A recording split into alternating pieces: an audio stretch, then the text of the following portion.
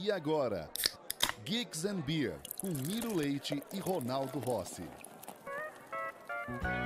Boa tarde a todos, estamos aqui ao vivo do Facebook, direto do canal da Rádio Geek BR.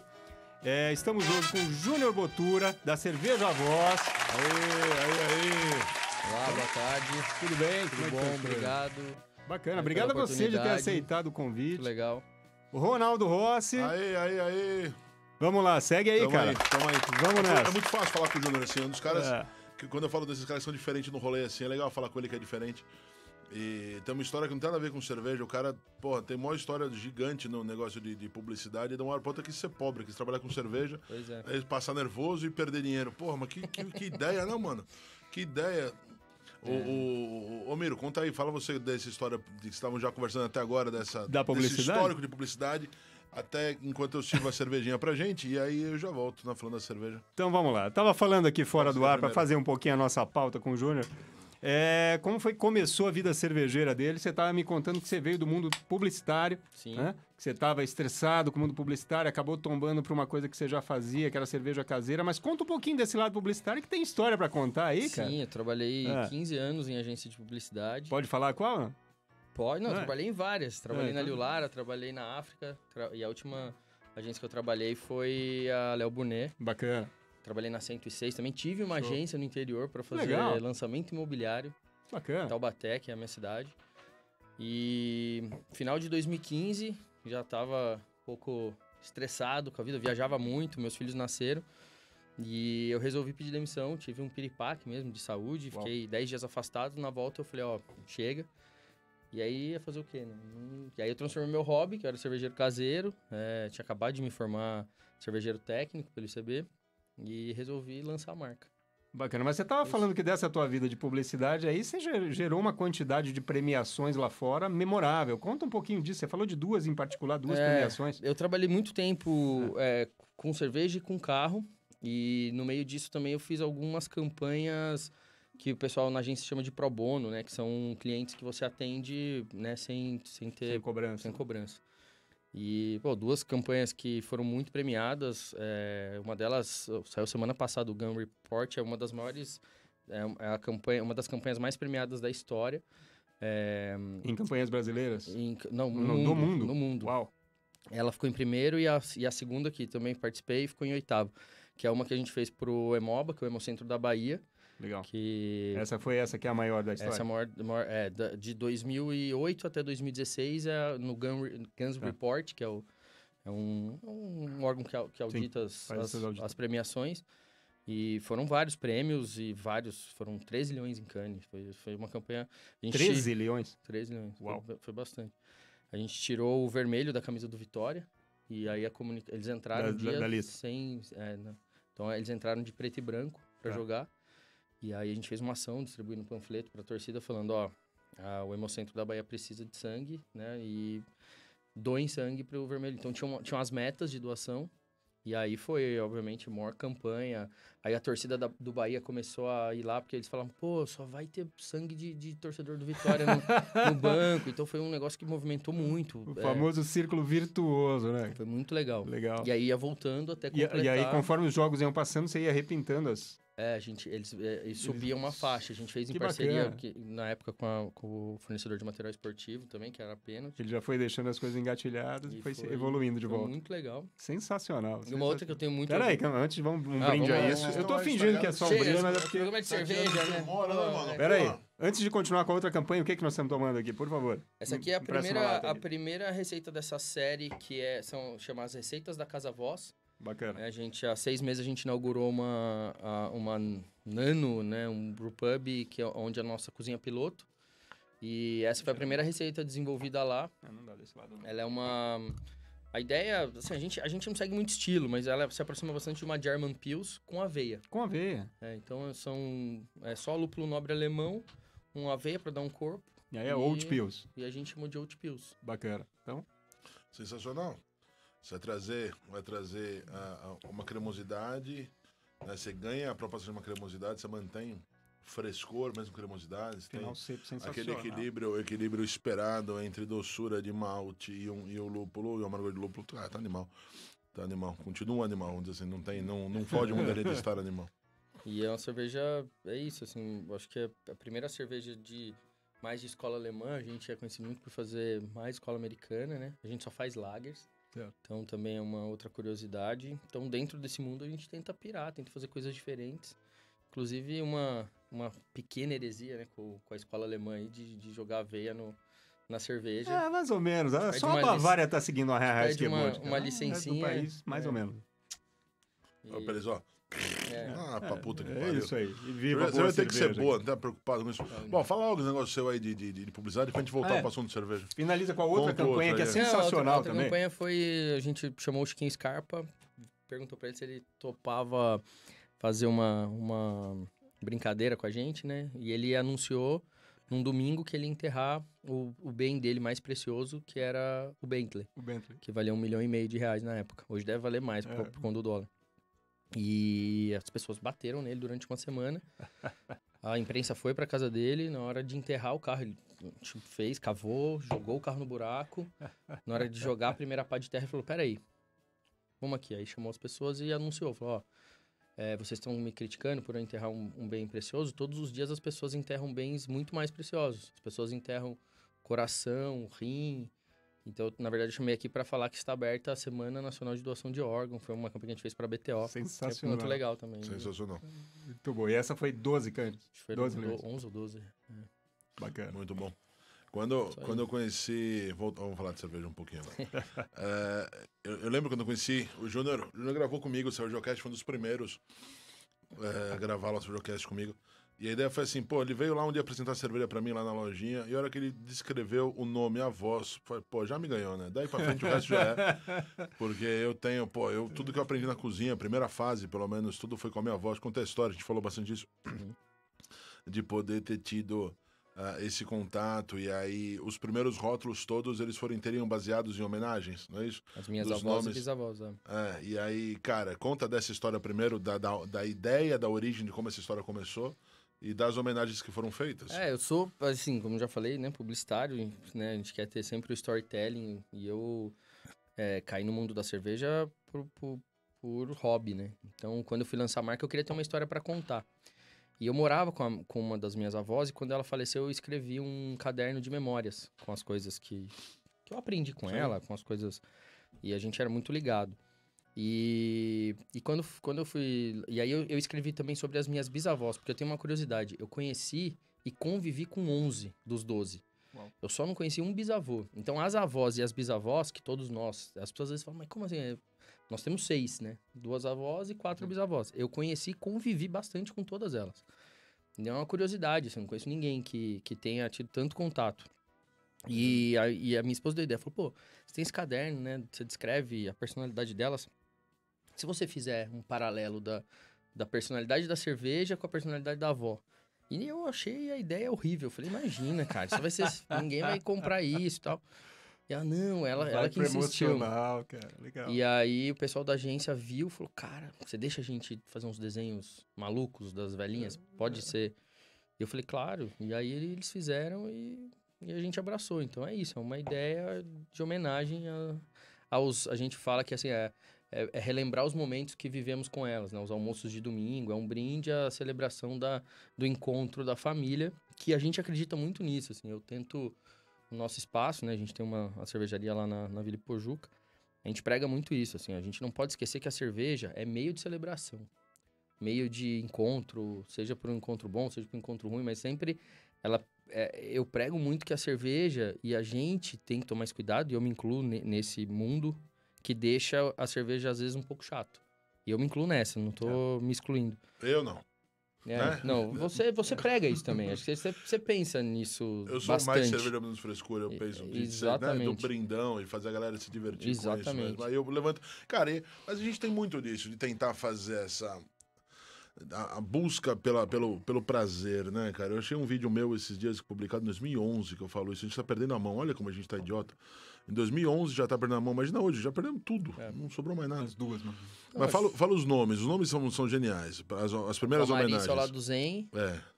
Vamaria, a Baixinha Porreta, que era a única IO que a gente fazia, a gente aposentou. Ela ganhou a medalha de ouro no World Beer Award e depois disso a gente aposentou. Já ganhou, agora vamos voltar E a gente se posicionou como uma marca só de lagers. Aí tem a Vamaria in Concert, que foi um show que a gente fez, que harmonizava a cerveja com música. A primeira parte do show era zen e era mais jazz e tal. Voltava do intervalo, era a Baixinha Porreta, aí era um blues e tal. E a gente criou a Vamaria in Concert. Que hoje eu acho que no meio cervejeiro é a nossa cerveja mais conhecida, que é uma India Pale Lager. E foi uma das primeiras IPLs lançadas, assim.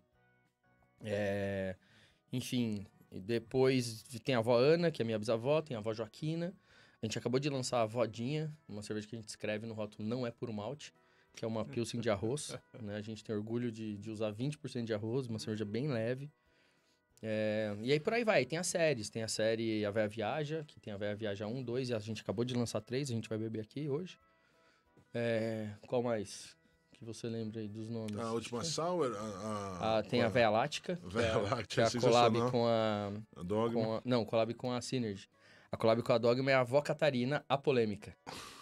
Que a gente faz uma brincadeira com o estilo. Na verdade, uma homenagem. É uma Sour Lager, né? Uma homenagem, né? A gente fala, muitos contestam sua origem, mas todo mundo tem orgulho dela ser a primeira brasileira. É verdade. E aí é uma senhora muito bonita e muito com biquíni de bolinha amarelinha. Engraçado. Sensacional. Por aí vai, a gente brinca dentro desse universo. E o desafio de fazer lagers sem... De usar, né, levedura de baixa fermentação, mas sem seguir muito escola e sem ficar muito preso aos estilos, assim. Então, a gente pega o estilo base e tenta brincar e tenta transformar isso numa coisa diferente. Quanto tempo tá a Casa Voz?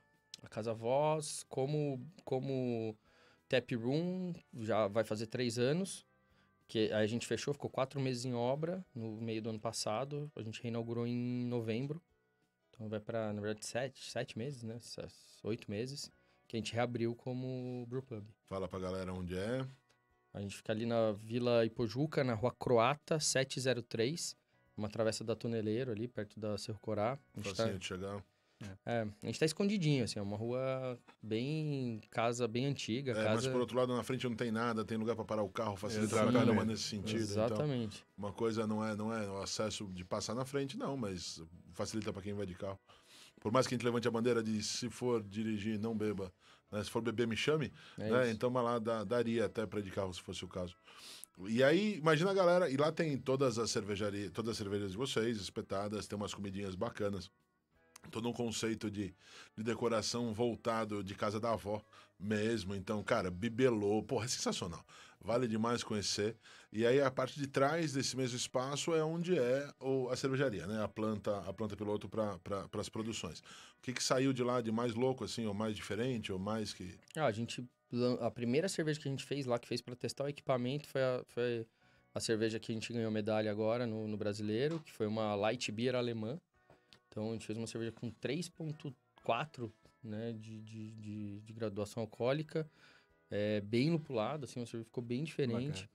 Uma Hopfen, alguma coisa nessa linha. Isso. E aí, ela foi a única cerveja que a gente ganhou medalha esse ano. A gente fez agora uma collab com a Difford's Guide e com apoio da Campari, que a gente fez uma Baltic Negroni. A gente envelheceu o Negroni em carvalho europeu, tirou o Negroni, tá aí essa garrafinha. Até mostrar aqui, ó. E aí a gente envelheceu uma Baltic Porter nisso, né, nessa barrica e, a cerveja teve uma aceitação muito legal, assim, a gente tá muito feliz. A gente vendeu um kitzinho com a laranja, a gente colocou 100 kits à venda, vendeu tudo em um dia. Conta a história da laranja, qual é a brincadeira? A gente quer que pareça mesmo que a pessoa tenha a sensação que vai tomar um Negroni. Então, a gente serviu com o zeste, né? Com a casquinha. Uma casquinha, corta, dá uma torcidinha ali, joga no pó. Bom, o senhor não vai tomar essa cerveja sua e nós vamos ter que colocar um apoio aí pra não cair. Pra não cair mosca, não. Tá demorando demais pra tomar essa cerveja. Vamos lá, Bom, e nós vamos abrir aqui agora. Fala aí, qual é a próxima? Como você tá chamando ela? A Véia Viaja 03. Muito bem. O que ela tem diferente da 2 e da 1? A Véia Viagem é uma série que a gente faz toda vez que... Olha o cheiro. Que Toma esse negócio, volto... mano. Dá um gole aí. Não dói não, tá boa a cerveja. Vai na fé que tá boa. Toda vez que eu volto de viagem, a gente faz uma cerveja. Então agora eu acabei de voltar de lá, a gente fez 3 colaborativas. Uma com a Jack Zeb, uma com a Lamplighter. A gente lançou uma cerveja com a Lamplighter que ficou 1 ano e 8 meses em barrica.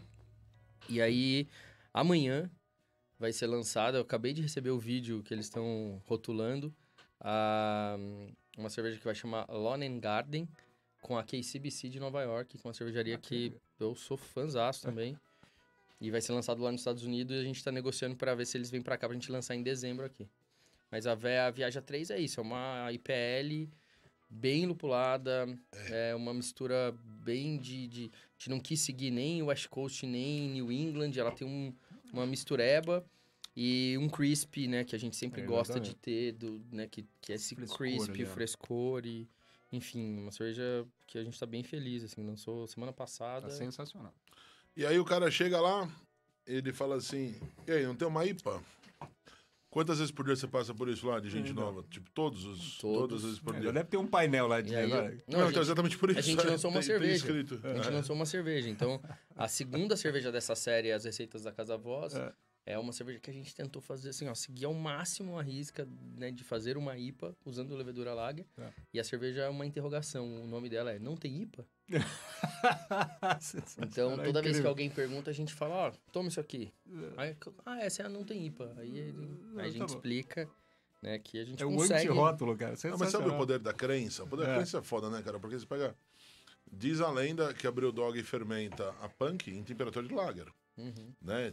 Sim. Não sei se é real ou não, mas é uma história que a gente ouviu várias vezes na vida aí. Que eles fermentam uma IPA, então uma Pale Ale, na temperatura de lager, porque você consegue com isso não ter ésteres, né? Então você vai ter um destaque maior pro lúpulo. Cara, por que não fazer logo de cara? Né? Então não faz sentido, né? Você tem tá bom, tem uma questão de uso de levedura, de tempo de tanque, ok. Tecnicamente a gente sabe que a coisa é diferente. A levedura é bem mais cara, a levedura 3470 é bem mais cara que qualquer levedura. Sim. Mas você tem a ideia, pô, já vai fazer, aproveita, ela vai ficar zerada, ela vai ficar limpa, ela vai valorizar de fato o que você quiser usar de carga de malte ou de carga de lúpulo. Porra, é legal, fica realmente muito bacana. Mas uma vez perdido o preconceito, a galera abraça, não abraça? Você acha que tem gente que ainda continua insistindo em não querer, assim, querer? Eu já passei, e aí eu vi, 2 vezes me contaram, os funcionários me contaram, eu achava que era brincadeira, que era mentira, e uma vez eu presenciei. O cara entrou, parou o carro, não tem IPA? Não. Então tá, obrigado. Não, mas... Obrigado. Então, hoje a orientação é, cara, não responde, a gente sempre tem uma IPL engatada, e a semana retrasada a gente engatou uma Brut IPL que a gente fez com a Bold, com o Rodrigo. Sim. Pô, você ficou super legal. Então, assim, a gente sempre desafia. É óbvio que, assim, a gente não acerta todas as vezes, né? Então, tem estilos que realmente não dá pra fazer, mas a gente tenta, a gente brinca ali, Então, assim, a gente começou a fazer bastante coisa agora com madeira. Então, assim, pô, mas faz lager com madeira? Dá pra fazer, cara. Dá pra fazer. Assim, é tranquilo, a cerveja mais alcoólica do mercado, em nível de cultura cervejeira. A cerveja mais alcoólica do mercado hoje é uma lager de 14,3% de álcool. Então, né? E agora a conversão com madeira, inclusive, tomou? Samichlaus. Não, eles fizeram a versão das duas. Com mas Burano. Samichlaus ou Samichlaus, ou enfim, como quer que seja, de qualquer língua por aí, em austríaco. É uma cerveja que eles... Não, chegou a versão austríaca, de fato, com rótulo amarelo. Então, a Samichlaus normal tem um rótulo meio castanho, marrom, uma cor dessas assim. E fizeram uma versão amarela agora. É a mesma cerveja. Legal. Bem mais cara, ok, mas, cara, o que você faz com uma cerveja de 14% de álcool? Ela vai ser doce? Acabou. Não tem como você fugir disso, não tem o que fazer. Então, em 14% de álcool vai ter um residual de doçura bem alto, e aí a madeira te traz uma astringência favorável, ela te dá uma diminuição muito bruta da quantidade desse residual de açúcar. Cara, já era boa antes, é um licor, é um abraço, né? Uma cerveja pra você fechar uma refeição, um abraço. Então, pô, o povo vai errar muito nessa história, né, cara? Que achando, a galera que tá, os entrantes, eles erram demais, mas culpa nossa de não ensinar direito também. Os caras entram e ele fala assim, não, mas ale é mais escura. Não é isso? Não, lager é mais leve. Não, mano, calma aí, cara pálida, calma, uma coisa por vez. Não dá pra ter esse tipo de regra, né? Porque assim, você tem lá a tabela periódica da cerveja, né, que você pode seguir os estilos, e você pode também pegar estilos consagrados e trocar e fazer essa brincadeira. Uma coisa que eu acredito muito é nisso, assim, eu acho que as IPLs a gente consegue por não ter os ésteres do fermento, eu preciso compensar com alguma coisa. Então, sim, a gente já usou centeio, já usou trigo, nessa aqui a gente usa trigo, usa aveia, então a gente tem que compensar. Mas eu acredito muito que o resultado do lúpulo e esse crisp que é da levedura, que apesar dela ser limpa, ela te dá essa... Eu falo que é quase uma crocância, assim, no final do gole. Eu acho que é muito interessante, assim. Mas, enfim, mercado novo, a gente tem que ter paciência. Todo mundo que trabalha comigo, eu falo muito sobre isso. Paciência. Vai explicar a mesma coisa 15 vezes, muito feliz. Sem... né? A gente precisa entender, cara. As pessoas estão entrando. O mercado é novo. E a gente tem que ter paciência para explicar para as pessoas o que é isso, o que é o mercado, essa baboseira que falam do lance do puro malte, que me irrita muito, assim, né? As pessoas acharem que a cerveja puro malte é melhor. Então, a gente tem que, cara, ir lá com calma, explicar e fazer as pessoas entenderem. Mas sim, a gente sofre muito preconceito por só fazer lagers, assim, por não ter IPA. Mas você sabe que a identidade criada, agora a galera abraçar, é uma questão de tempo, porque, pô, toma uma vez, você vê que sai do rolê, você desencana. Não dá pra ficar carregando uma carga negativa, porque as cervejas são boas, cacete. Ontem eu tava, até, de novo, falando dela, ontem entrevistei a Ariane, lá do livro da Embev. Ontem, inclusive, foi lançado o livro da Embev. Vocês viram isso? Como chama o livro da Embev? Em Busca da Cerveja Perfeita. O filme. A Embev tá bancando bancou um filme em nível mundial, falando... Filme, perfil, documentário. Né? O diretor, não é? Foi. Do cara, cheiro do ralo, eu preferi nem querer saber detalhes sobre valores, porque não é exatamente, não vamos dar nada da minha vida. Mas eles bancaram. Eles começam a ver que as grandes perceberam algo que a gente tá esquecendo. Que, tipo, a gente tem que falar para um público que não fala com a gente. Não é? Então, por exemplo, Eisenbahn via Heineken bancando um programa na Globo. Né? Isso não é qualquer coisa. Então a gente tem que aproveitar essa onda que vem junto. A Embev fazendo agora, o livro da Ariane dela, independente, não tem nada a ver com a Embev, conta a história da Embev, de um só gole. Tá animal, enfim. E aí ontem ela foi comigo, depois ir direto pro lançamento, que foi lá na Cinemateca, hoje vai ser no Rio. E aí a galera mostra isso, cara, você vai ver um lance diferente, é curioso, ela falou uma coisa assim, que tipo, eu entrei no universo cervejeiro, lá não bebe, foi muito engraçado, onde eu, fazer entrevista, vamos aproveitar que nós não temos preconceito, já que você não bebe, eu vou te acompanhar, não vou beber junto. Então eu fiz um chá pra ela, com uma proposta de reproduzir os sabores de uma Witbier. Então eu fiz um chá de laranja, temperei com coentro, camomila, pimenta, ficou legal pro caralho. Exatamente, dá pra fazer, dá pra ter essa criatividade que a gente tem, usada em outras áreas. E aí você percebe a galera de fora, a galera das grandes, que a gente bate sem fim. Né? E eu contei para a história do Mimimilho, ela não conhecia a história do Mimimilho, né? E a gente teve muito isso nas redes sociais. Da mesma forma, não sei se você estava já no rolê de cerveja, acho que 2011, eu não lembro exatamente quando foi. Algum gênio, eu não lembro como começou a história, mas alguém publicou a primeira vez uma hashtag cerveja de verdade. Não sei se vocês lembram disso, já estavam aí no rolê nessa época. Enfim, aí todo mundo... não era nem Instagram na época, era negócio de Twitter ainda. Então, todo mundo publicou cerveja de verdade, cerveja de verdade, cerveja de verdade. E aí você via que metade do que tava lá, das publicações, tava ou pra falar mal da gente que tava fazendo alguma coisa, e o resto da galera que tava lá escrevia alguma coisa do tipo, cerveja de verdade é Brahma, cerveja de verdade é Skol, cerveja de verdade é mais gelada. Né? Os caras, cada um acha que quer, não faz diferença. Fomos doutrinados durante tantas décadas, né, cara? E aí os caras chegavam nisso... Por que eu tô falando tudo isso, história? Porque se a gente não tomar o mínimo de cuidado, exatamente essa história de falar pro cara, não tem uma IPA, mas vem aqui, amigo, te dá um abraço primeiro, vem aqui, aí você acalma, te dá um abraço, aí você vê que tem coisa legal pra caralho, ele vai perder cada vez mais. A gente tem os lambi-lambis lá, um deles é a Avó Maria falando, aqui não tem IPA, mas tem eu. É mais ou menos isso, é mais ou menos isso. Então a gente não perder um minutinho com cada cara, cada uma dessas tá chegando lá pro nosso lado, a gente vai perder essas almas todas e aí não volta. Isso, cara. Depois de um tempo paciência, não volta. E assim, busca ali, o nosso espaço a gente nunca repete receita, então ali o conceito vai ser, a gente nunca vai fazer a mesma cerveja ali. Se a cerveja é comercial, né, se ela tem a possibilidade de vender, ela passa para a escala e ela entra nessa série das receitas da Casa Voz, mas a maioria das cervejas que vão sair lá, elas vão ser únicas, batches únicos. Tá, e os batches que você falou que algumas coisas não deram muito certo, tem alguma dessas que vocês ainda pretendem dar uma ajustada para que elas deem certo? Sim, assim, a gente nunca jogou, né? Desde que a gente inaugurou lá, 8 meses, Cara, não sei explicar, mas a gente nunca jogou nada fora. A gente se preparou pra isso. Tá. Tudo. E a primeira cerveja que foi feita lá ficou tão boa que a gente ainda conseguiu emplacar uma medalha de prata num concurso super concorrido, super difícil. Muito boa. Então, assim, eu não tenho... Mas, assim, tem várias cervejas que precisam de ajuste, precisam de mais tempo de maturação. Às vezes a gente... porque, assim, lá a gente lança uma cerveja por semana. Então, toda quarta-feira tem cerveja nova engatada. Então, hoje é o dia que entra uma cerveja nova. O que é? Conta Qual aí. que é? Conta. Hoje vai ser uma Doppelbock. Legal. Uma Doppelbock com cachaça, que é uma cerveja que a gente fez com a Da Hora Vida, que chama Velho Vartão. A gente já fez o segundo lote. A gente já lançou e o Vagnão me mandou o barril agora. Vagabundo esse Wagner, também é um vagabundo.